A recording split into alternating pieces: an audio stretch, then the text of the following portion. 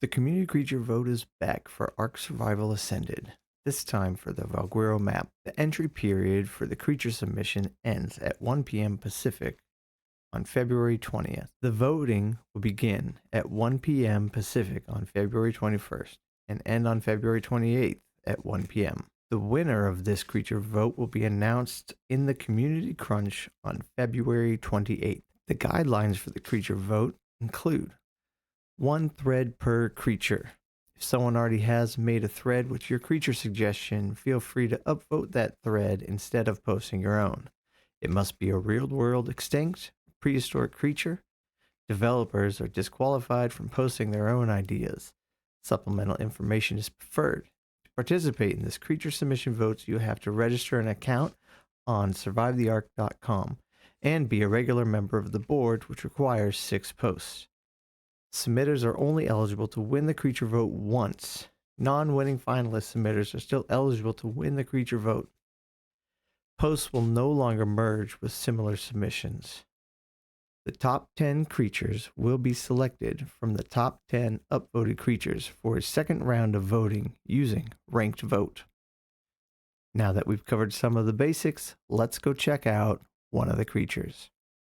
Okay, if you are familiar with the community submission and the creature votes that we have had, this thing is back, and from what it looks like, it's the final time that it's going to be submitted as an idea.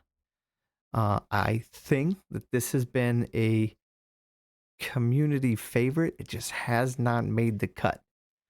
And this is the prehistoric cheetah. It is suggested by Shakal, and at the recording of this video, it has 242 upvotes. It is currently in the top 10, though the voting or the initial upvoting hasn't concluded yet. So there's still a chance to add to this if you want to. But let's take a look at something that everyone's probably already really familiar with. And this is, I'm not... I say I'm not going to try to pronounce it. I always try, though. Eventually, maybe I'll try. So this is some new artwork for it. And what I think is interesting is that we, as the art community, do not have large cats in the game. And I say that because the saber-tooth isn't really a large cat. I mean, it's, when you tame it, it's just small, and it is the only true feline that we have. The thyla is there, but it is a marsupial. It looks like a cat. I call it a kitty.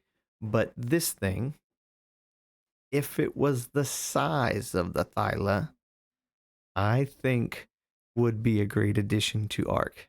And if it lived in the chalk hills of Valguero, that would be really cool. You'd have a lot of room to try to run away from this thing, and you would fail and you would die, and that would be fun, I guess. So let's take a look at the Cheetah. It's it returns for one more time. So down here, tiny print. This is the last time this person is going to submit it. The idea will be here so that when community submissions comes around again, someone can take the idea and submit it in this person's place. But after so many attempts, I get it. A little tired of not failing, but not like getting all the way to the finish line, right? All right, so this thing says it's got a huge redesign compared to its last iteration. So let's take a look at the Cheetah. I will read, I guess, run through the, I guess that's dossier stuff. See, I leave dossier to the end. I'll do dossier now, and then we'll run down. A terrestrial predator of extreme agility. I'm not reading that. is completely unmatched in an open field sprint, and yet it's also capable of performing huge jumps, sharp turns, and can even parkour up canyon walls. It hunts its prey by crippling them with a disorienting strike, and should predatory competitors ever try to steal this kill, it can retaliate by kicking up a blinding cloud of dust. Versatile in their purpose, tamed, I'm not saying that, can perform some rather incredible stunts. I've seen one rider fit there, I'm not saying that, with a parachute pack to glide over daunting canyons. Another used a kinetic backpack to power batteries as it ran, and most recently I encountered a tribe that utilized, I'm not saying that, as a taming assistant. It dizzies its prey by running circles around them, allowing survivors to knock out creatures much faster than usual. So this is a new debuff ability that being suggested. Creatures affected by vertigo are slowed and unable to walk straight, wobbling left, right with each step, and they receive more torpor than usual. So your shots apply more torpor, allowing you to knock it out faster, and that's really neat. The attacks that rely, the rely on a. All right, so attacks rely on applying vertigo to achieve a trickster-style combat, using dizzying agility to disorient prey. Yeah, so being able to confuse something, make it easier to fight, that would be an interesting thing to do. See, a passive mechanic is the blitz boost. So as this thing rushes around, it gradually fills the bar, and the bar is peaked. The next ability becomes amplified. Okay. It has a claw swipes when it's amplified. It applies vertigo for a few seconds. Crouch can be amplified. Receive blindness and vertigo for a few seconds. Spark the ground as you drift, kicking up. Okay. So you can drift a little bit. Feline evasion. Toggling feline evasion with C. Feline evasion is active. You will automatically dodge the next incoming attack with perfect reaction time. Invulnerable, somersaulting, rolling, sliding past. However, it dodges. Once it is used, it goes on a long cooldown. Feline evasion doesn't go on cooldown if triggered by an enemy with vertigo. Okay, so that makes vertigo really important to apply before you use this ability. By jumping on a wall while sprinting, you can wall run for a few seconds. Though I wonder, the jump tattoo, yeah.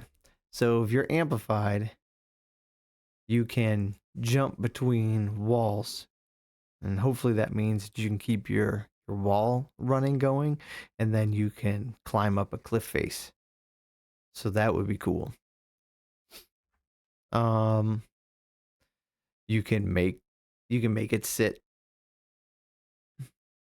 I think a lot of players would agree. Every tame needs that sit, lay down, go to sleep. It needs an interaction like that. Let's take a look at the saddles. Has one of 4 attachments to its saddle. So a tranquilizer turret.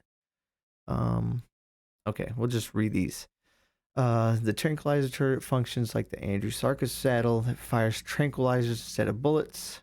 It synergizes with the vertigo debuff torpor. Okay, so that would be purely going on a taming run.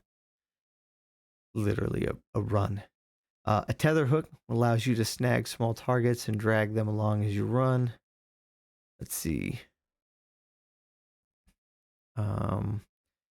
And damage them. Okay, so as you smash them into things, they get hurt. Players with good aim can launch the tether hook to yank enemy riders off their mounts. Okay. And then drag them around. That'd be messed up. The battery backpack utilizes static electricity generated by the, I'm not saying that's fur brushing against the grass to rapidly refill charged batteries. Okay, charged batteries.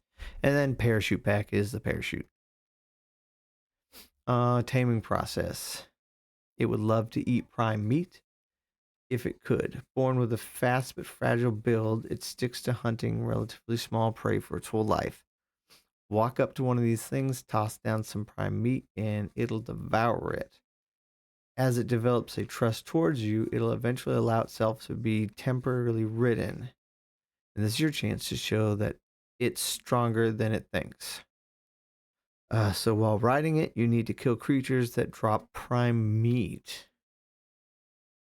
For every piece of prime meat harvested, the taming bar will go up. If you damage it too much, it'll kick you off. Okay, so that's interesting. For every piece of prime meat harvest. Okay, so that that's a simple and interesting taming method because you'll have to know what animals are going to drop prime meat. Um so if you're in a place with like a lot of snakes, snakes drop prime meat. Hyenodons, I'm just thinking like small, easy to kill prey that drops prime meat because you could go after Carnos, RGs, Rexes, of course, like larger things. Or you can go after something a lot smaller that does drop prime meat, but for the cost of not a lot of prime meat. So it'll take a little bit longer to tame it. So this is the cheetah. One more time with some new artwork. Yeah, upgraded abilities. So this is the final or not last attempt to get the cheetah into the game of Ark for Valguero. Um, so if you in the past have voted for this thing, it is low on the list as of right now. Today's the 13th. As of right now, it's low in the list of top 10. So if you like this thing, you need to get in there and get it up the list a little bit more. If you voted for it in the past, or if it was your second or third choice for other submission votes, and you want to try to get this into the game of Ark, now is your chance. Since it is this person's last time submitting this idea. So this is the giant cheetah. Thanks for watching.